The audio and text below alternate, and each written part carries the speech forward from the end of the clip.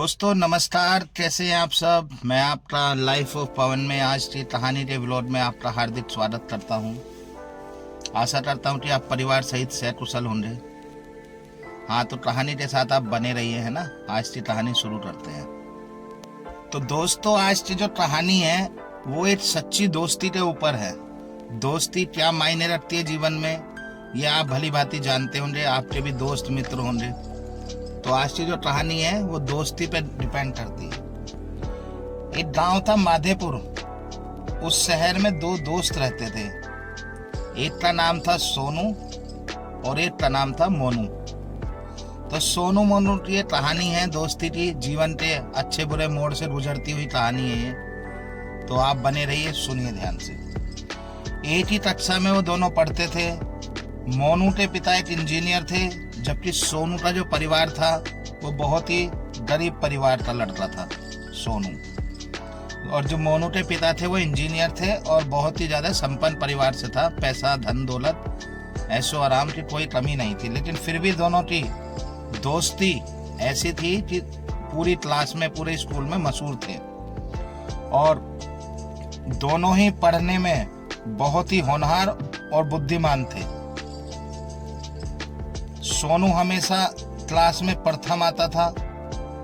भले ही वो गरीब परिवार से था, लेकिन उसकी बुद्धिमानिता, उसकी होनहार का, समझदारी का परिचय बहुत बढ़िया था। पूरे स्कूल में वो थे मशहूर। और हमेशा सोनू क्लास में प्रथम आता था। स्कूल के टीचर, विद्यार्थी, जो भी उसके साथ के स्टूडेंट थे और प्रिंसिपल साहब भी सब उसे बहुत ज्यादा पसंद करते थे।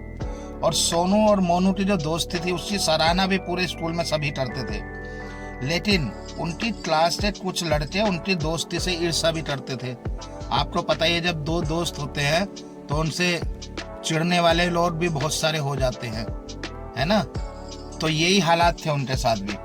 कुछ जो क्लास के बच्चे थे उनसे वो चिढ़ते भी थे कि इनकी दोस्ती है, ये दोनों आपस में लगे रहते हैं, हमसे बात नहीं करते। ऐसे भी मतलब बच्चों में थोड़ा सा जेलसी टाइप होता था। रमेश उनमें से एक था। जो दोस्त उनमें से लड़ते थे ना, मतलब ईर्ष्या करते थे, चिढ़ते थे, उनमें से एक लड़के का नाम था रमेश। उसे सब अध्यापकों का सोनू और मोनू को इतना महत्व देना बिल्कुल पसंद नहीं आता था कि सारे टीचर सोनू और मोनू की बात करते हैं, किसी और की बात नहीं करते। तो रमेश बहुत ज्यादा चिढ़ता था और प्रत्येक दिन वो यही योजना बनाता रहता था कि कैसे इनकी दोस्ती में दरार आए। मतलब उनकी दोस्ती को तोड़ने के लिए कुछ ना कुछ योजना वो बनाता रहता था और ये सोचता रहता था कि कैसे इनकी दोस्ती सदा के लिए, हमेशा के लिए टूट भी जाए। धीरे धीरे एग्जाम नजदीक आ जाते हैं। पढ़ाई की तैयारियां जोरों पर थी। हमेशा दोनों सोनू और मोनू साथ में बैठ के पढ़ाई करते थे, है ना। और अपना बढ़िया उनका दिनचर्या थी, अपना पढ़ना लिखना, अपने आपस में बात करना, समझदारी वाली, बस और कुछ नहीं। अपने से मतलब रखते थे दोनों के दोनों। इसी बात से सब चिढ़ते थे। उनमें से रमेश जो है वो था। एक दिन जब एग्जाम नजदीक आ रहे थे तो सोनू ने मोनू से कहा कि भाई, तुम क्या मुझे कुछ प्रैक्टिकल, जो एग्जाम होते हैं ना साइंस से प्रैक्टिकल जो होते हैं, क्या उसके लिए अपना वो जो उपकरण का बॉक्स होता है, प्रैक्टिकल बॉक्स जो होता है, क्या वो मुझे कुछ दिन के लिए उधार दे दो, मैं कल आपको लौटा दूंगा, आज मुझे दे दो, है ना। तो उसने बोला कि अरे यार, कैसी बातें करते हो, हैं सोनू, तू मेरा दोस्त है, मैंने कभी तुझे किसी चीज के लिए मना किया है क्या, हैं? तुम सीख कर मुझे भी बता देना, लो ले जाओ। मोनू ने हंसते हुए अपना बैग में से बॉक्स निकाला प्रैक्टिकल वाला और सोनू को दे दिया। और रमेश अपने कान लगाए हुए था, उनकी बातें सुन रहा था, है ना, क्योंकि उसका तो ध्यान उन्हीं दोनों पे रहता था हमेशा।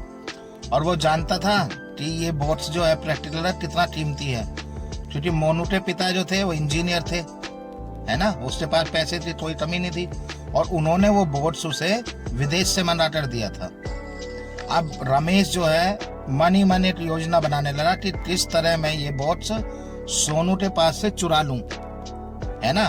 फिर उन दोनों के बीच जरूर मनमुटाव हो जाएगा, क्योंकि वो बॉक्स यदि वो चुरा लेगा तो फिर वो लौटा नहीं पाएगा उसे, है ना। ये सोचते हुए रमेश ने अपने दोस्तों के साथ मिलकर योजना बनाई उसे चुराने की, है ना। हाँ, और विचार करने लगा कि कैसे चुराए। जब अगले दिन इंटरवल होता ना, रेसेस जो होती है बच्चों की, हाँ, उसमें सोनू और मोनू दोनों साथ साथ स्कूल के बगीचे में बैठे हुए खाना खा रहे थे। ठीक है। उधर रमेश ने जब दूर से उन्हें वहां देखा तो वह मन ही मन कुटिलता पूर्वक मतलब जलन वाली उसने मुस्कुराते हुए सोचने लगा कि बच्चे, आज के बाद तुम कभी भी ना साथ में बैठ के खाना नहीं खा सकोगे।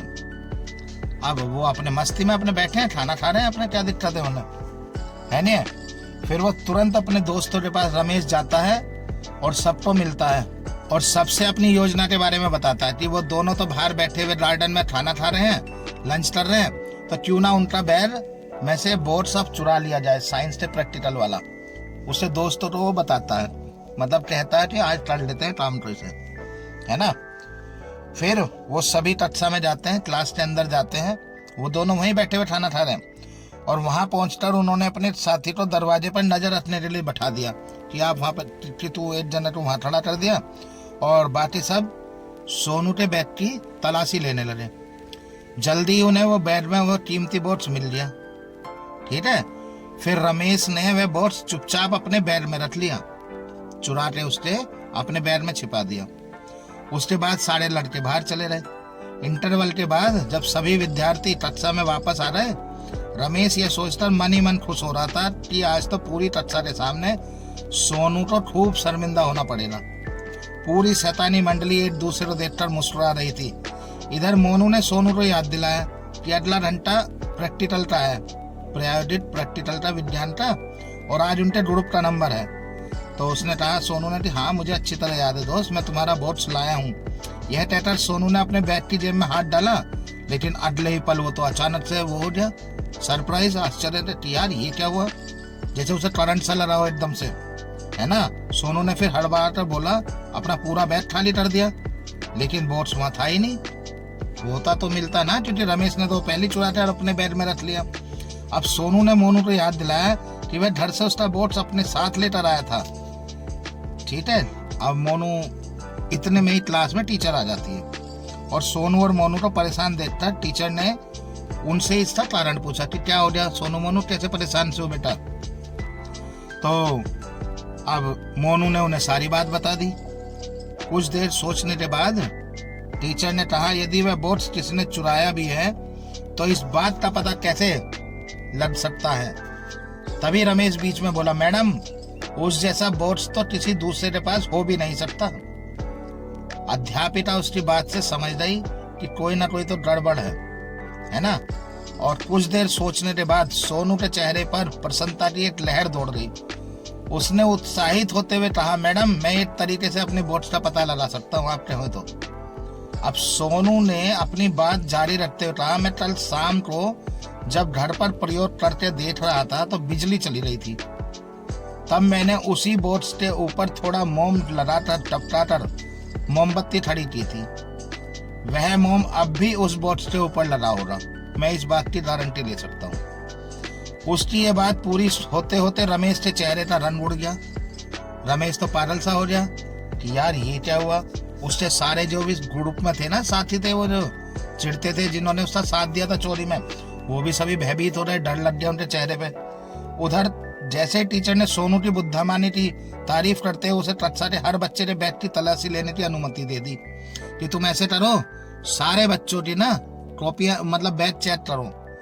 अब जैसे रमेश का नंबर आया तो वह पकड़े जाने के भय से बुरी तरह कांपने लगा। फिर वह लपटकर मैडम के पास पहुंचा और बोला, मैडम मुझे माफ कर दीजिए, वह बोर्ड्स मैंने ही चुराया है, क्योंकि मैं इन दोनों की दोस्ती को तोड़ना चाहता था। अब यह सुनकर वह बोर्ड्स निकालकर और रोते हुए, थोड़ा सा डर, बच्चा तो था ही, डर के सोनू को वापस दे देता है। फिर तो अध्यापिका ने जो रमेश को फटकारा है, जो डांट पिलाई है ना, और बुरी तरीके से जो डांटा है, फिर उसके पास एक ही ऑप्शन था कि सोनू और मोनू से माफी मांगे और फिर कभी ना ऐसी हरकत करने की कसम खाए, है ना। तो उसने फिर उन दोनों से माफी मांगी और कान पकड़कर फिर कभी ऐसी गलत हरकतें ना करने की कसम खाई। इसके बाद कक्षा अध्यापिका ने उसे समझाते हुए कहा कि बेटा रमेश, सच्ची दोस्ती ऐसे दलित तरीकों से कभी नहीं टूटती। तुम्हें तो डर होना चाहिए कि तुम्हारी क्लास में सोनू और मोनू जैसे होनहार और अच्छे दोस्त हैं। ईर्ष्या करने से कोई लाभ नहीं है बेटा, मात्र नुकसान ही होता है। सोनू और मोनू भी एक दूसरे के दोस्त हैं, तो तुम भी उन्हें दोस्त बना लो अपना। हैं? तुम्हें उनकी दोस्ती तोड़ने से अच्छा क्या मिलेगा? अच्छे बताइए आप। हैं? फिर उसकी बात वो समझ में आती है और वो फिर सभी जितने भी उसके ग्रुप में भी थे सबको बुलाता है, सबसे उनकी दोस्ती होती है और टीचर उनको सबको गले मिलवाती है एक दूसरे से, और फिर भविष्य में कभी ऐसी हरकत ना करने की सलाह देती है और फिर से क्लास फिर एकजुट हो जाती है और धीरे धीरे उन सबके बीच में, पूरी क्लास के बीच में इतना प्रेम बढ़ जाता है कि वो सब एक दूसरे को दोस्त मानने लगते हैं और धीरे धीरे एक साथ बैठकर खाना खाना, एक दूसरे की पढ़ाई में हेल्प करना, एक दूसरे के प्रैक्टिकल में मदद करना, ऐसे करते वो अपनी क्लास के एग्जाम की तैयारी करनी शुरू कर देते हैं। अब जब क्लास की तैयारी शुरू हो जाती है एग्जाम की, तो फिर एग्जाम तो नजदीक आ ही रहे थे, है ना। तो फिर एग्जाम जब होते हैं तो एग्जाम में सोनू और मोनू दोनों ही टॉपर, प्रथम और द्वितीय स्थान पर ही उन दोनों के बीच में ही वो होता है कंपटीशन, और सारे बच्चे पास हो जाते हैं जबकि, ठीक है, और सब अपने जीवन से बढ़िया से पास होकर निकलते हैं और अपने माँ बापों का नाम रोशन करते हैं। तो दोस्तों, ये थी छोटी सी कहानी एक सच्ची दोस्ती की। दोस्ती कभी चीजों की गुलाम नहीं होती। चीजें खो भी जाए, पास भी आ जाए, कुछ भी हो जाए दोस्ती में, लेकिन दोस्ती का एक पवित्र रिश्ता ऐसा है हमारी दुनिया में कि उससे बढ़कर कुछ नहीं होता जीवन में, ठीक है। अब इसमें चाहे तुम कृष्ण सुदामा की दोस्ती मान लो, है ना, कितनी राम हनुमान की दोस्ती मान लो, मतलब किसी की भी दोस्ती आप उठा के देख लो, अपने नजदीक में देख लो, अपने व्यवहारिक जीवन में देख लो। दोस्ती कभी किसी चीजों के उससे नहीं टूटती है जो सच्ची दोस्ती होती है। दोस्त वो होते हैं जो एक दूसरे के लिए हर चीज को दांव पर लगा दें, अपनी जान तक की बाजी देने के लिए तैयार रहते हैं, उसे कहते हैं सच्ची दोस्ती। मतलबी दोस्ती की बात नहीं कर रहा मैं सच्ची दोस्ती की बात कर रहा हूँ। सच्ची दोस्ती में ना कोई छोटा होता, ना कोई बड़ा होता, ना कोई अमीर होता, ना कोई गरीब होता, ना कोई बड़ा होता, ना ही अपने आप को छोटा समझता है, ना ही कोई बड़ा समझता है। तो ये ध्यान रखना अपना हमेशा। तो दोस्तों, ये थी आज की कहानी सच्ची दोस्ती पर आधारित। यदि आपको मेरी कहानियाँ पसंद आ रही हैं तो प्लीज़ मेरी चैनल को सब्सक्राइब करें, मेरी वीडियो को लाइक करें और ज़्यादा से ज़्यादा मेरी वीडियो को शेयर करें, है ना। और इसी तरीके से मेरे चैनल पर लाइफ ऑफ पवन पर प्यार बनाए रखें। आगे यदि मेरी कहानियों को आपको ऐसी सुनना है तो प्लीज़ प्ले इसका बटन दबाते रखें, है ना, नोटिफिकेशन ऑन रखें और मेरे चैनल को सब्सक्राइब करें। इन्हीं शुभकामनाओं के साथ आप परिवार के साथ खुश रहें, मस्त रहें, स्वस्थ रहें। इन्हीं आज्ञा दें मुझे, ठीक है। धन्यवाद।